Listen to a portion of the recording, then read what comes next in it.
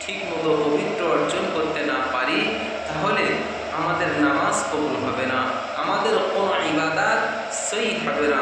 কেননা আমরা যখন গোসল করতে পারবো না, আমাদের আলহামদুলিল্লাহ, সমস্ত প্রশংসা সেই মহান রব্বুল আলামিনের দরবারে, যে রব্বুল আলামিন আমাদের সকলকে মুসলমান ঘরে জন্মগ্রহণ করার তৌফিক দান করেছেন। সে রব্বুল আলামিনের দরবারে শুকরিয়া আদায় করি আলহামদুলিল্লাহ। তারপরে বিশ্বনবী মুহাম্মদুর রাসূলুল্লাহ, যে নবীকে না সৃষ্টি করলে কুল কায়নাত কিছুই সৃষ্টি হতো না, সেই নবীর উপরে দরুদ পড়ি সাল্লাল্লাহু আলাইহি ওয়াসাল্লাম। আজকে আমরা এমন একটি বিষয় নিয়ে আলোচনা করব, যে বিষয়টি আমরা সকলে ঠিক মতো জানি না, যে বিষয়টি না জানলে আমাদের নামাজ কবুল হবে না, আমাদের ইবাদত কবুল হবে না। সেই বিষয় সম্পর্কে আলোচনা করব। সেই বিষয়টি হলো ফরজ গোসল। আমাদের যদি গোসল ফরজ হয়ে যায়, আমরা যদি ঠিক মতো পবিত্র অর্জন করতে না পারি, তাহলে আমাদের নামাজ কবুল হবে না, আমাদের কোনো ইবাদত সহি হবে না। কেননা আমরা যখন গোসল করতে পারবো না, আমাদের শরীর পবিত্র হবে না, আর পবিত্র শরীর না হলে নামাজ কবুল হবে না। তা সেই গোসল সম্পর্কে একটু আমাদেরকে জানা দরকার। তাই ভাবলাম যে গোসল সম্পর্কে একটু আলোচনা করব।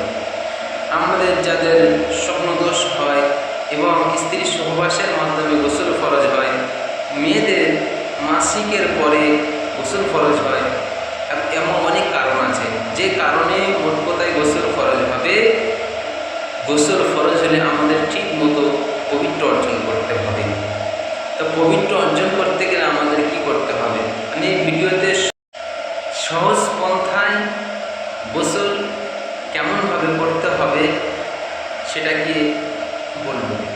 তো আমাদের গোসল যখন ফরজ হয়ে যাবে, আমাদের প্রথমত আমাদেরকে যখন গোসল করব, প্রথমে নিয়তটি করে নেব।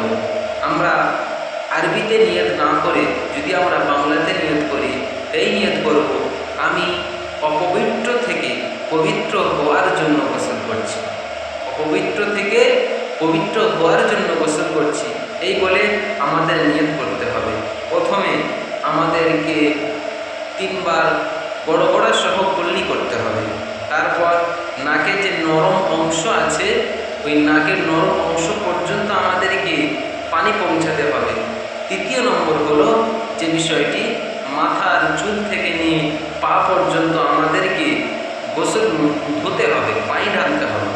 যদি না আমরা পানি ঢালি, ওই পানি ঢালার পরেও যদি কোনো অংশ শুকনো থাকে, তাহলে আমাদের গোসল সেই হবে না।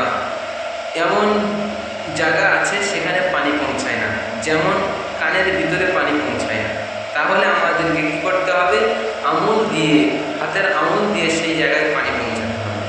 এমন যাদের একটু স্বাস্থ্য আছে, এই গোলার যে নালি পড়ে, এখানে মাংস ডেবে গেলে এখানে পানি পৌঁছাবে না, আঙুল দিয়ে সেখানে পানি পৌঁছাতে হবে। তেমনভাবে আমরা যদি গোসল করি, সহজ পন্থায় বললাম, যদি কিছুই না জানে এমনভাবে যদি গোসল করে, তার গোসল সহি হয়ে যাবে এবং ইবাদত করা সহি হয়ে যাবে। আল্লাহ পাক আমাদের সকলকে সহিভাবে গোসল করার তৌফিক দান করেন। আল্লাহুম্মা আমিন। ইনশাআল্লাহ আপনারা যদি কমেন্ট করেন, তাহলে পরবর্তী ভিডিওতে সুন্নত তরিকায় কেমনভাবে গোসল